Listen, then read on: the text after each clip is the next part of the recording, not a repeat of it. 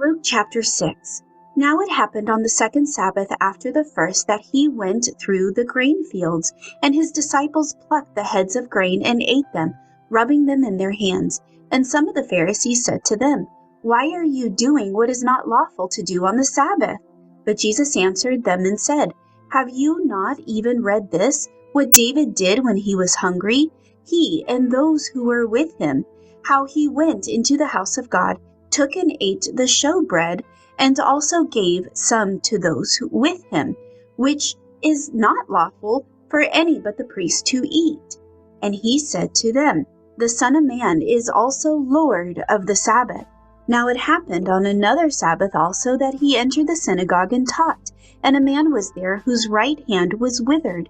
So the scribes and Pharisees watched him closely, whether he would heal on the Sabbath, that they might find an accusation against him. But he knew their thoughts, and said to the man who had the withered hand, "Arise and stand here." And he arose and stood. Then Jesus said to them, "I will ask you one thing. Is it lawful on the Sabbath to do good or to do evil, to save life or to destroy?" And when he had looked around at them all, he said to the man, "Stretch out your hand." And he did so, and his hand was restored as whole as the other. But they were filled with rage and discussed with one another what they might do to Jesus. Now it came to pass in those days that he went out to the mountain to pray, and continued all night in prayer to God.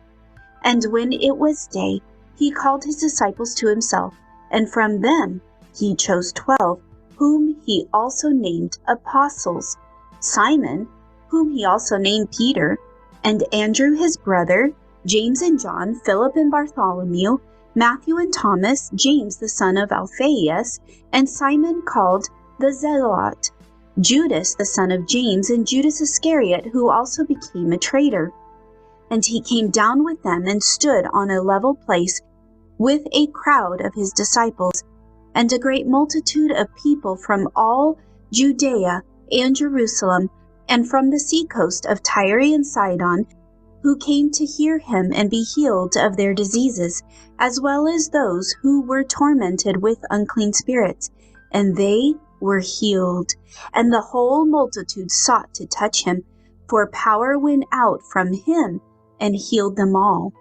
Then he lifted up his eyes toward his disciples and said, "Blessed are you poor, for yours is the kingdom of God. Blessed are you who hunger now, for you shall be filled. Blessed are you who weep now, for you shall laugh. Blessed are you when men hate you, and when they exclude you, and revile you, and cast out your name as evil, for the Son of Man's sake. Rejoice in that day and leap for joy, for indeed your reward is great in heaven. For in like manner their fathers did to the prophets. But woe to you who are rich, for you have received your consolation. Woe to you who are full, for you shall hunger. Woe to you who laugh now, for you shall mourn and weep. Woe to you when all men speak well of you, for so did their fathers to the false prophets. But I say to you who hear, love your enemies, do good to those who hate you, bless those who curse you, and pray for those who spitefully use you. To him who strike you on one cheek, offer the other also. And from him who takes away your cloak, do not withhold your tunic either.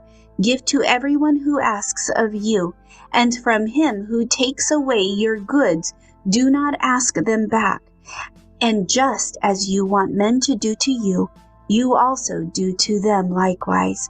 But if you love those who love you, what credit is that to you? For even sinners love those who love them. And if you do good to those who do good to you, what credit is that to you? For even sinners do the same. And if you lend to them from whom you hope to receive back, what credit is that to you? For even sinners lend to sinners to receive as much back. But love your enemies, do good and lend, hoping for nothing in return, and your reward will be great, and you will be sons of the Most High. For he is kind to the unthankful and evil. Therefore be merciful, just as your Father also is merciful. Judge not, and you shall not be judged. Condemn not, and you shall not be condemned. Forgive, and you will be forgiven. Give, and it will be given to you. Good measure, pressed down, shaken together, and running over, will be put into your bosom. For with the same measure that you use, it will be measured back to you. And he spoke a parable to them. Can the blind lead the blind? Will they not both fall into the ditch? A disciple is not above his teacher, and everyone who is perfectly trained will be like his teacher. And why do you look at the speck in your brother's eye and do not perceive the plank in your own eye? Or how can you say to your brother, Brother, let me remove the speck that is in your eye, when you yourself do not see the plank that is in your own eye? Hypocrite, first remove the plank from your own eye, and then you will see clearly to remove the speck that is in your brother's eye. For a good tree does not bear bad fruit, nor does a bad tree bear good fruit. For every tree is known by its own fruit. For men do not gather figs from thorns, nor do they gather grapes from the bramble bush. A good man out of the good treasure of his heart brings forth good, and an evil man out of the evil treasure of his heart brings forth evil, for out of the abundance of the heart his mouth speaks. But why do you call me Lord, Lord, and do not do the things which I say? Whoever comes to me and hears my sayings and does them, I will show you whom he is like. He is like a man building a house, who dug deep and laid the foundation on a rock. And when the flood arose, the stream beat vehemently against that house, and could not shake it, for it was founded on the rock. But he who heard and did nothing is like the man who built a house on the earth without a foundation, against which the stream beat vehemently, and immediately it fell, and the ruin of that house was great.